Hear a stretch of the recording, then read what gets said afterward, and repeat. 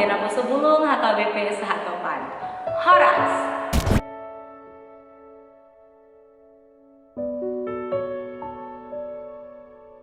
Samuel berkata kepada Saul bahwa perbuatannya itu bodoh dan Tuhan sudah menolaknya sebagai seorang raja. Nah, jika kita berpikir, kok Tuhan gitu sih?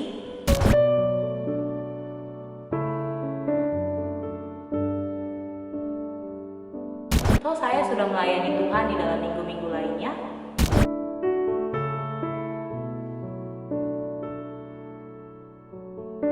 Tuhan pasti akan mengerti kok, sehingga tidak apa-apa jika saya menggunakan hari Minggu saya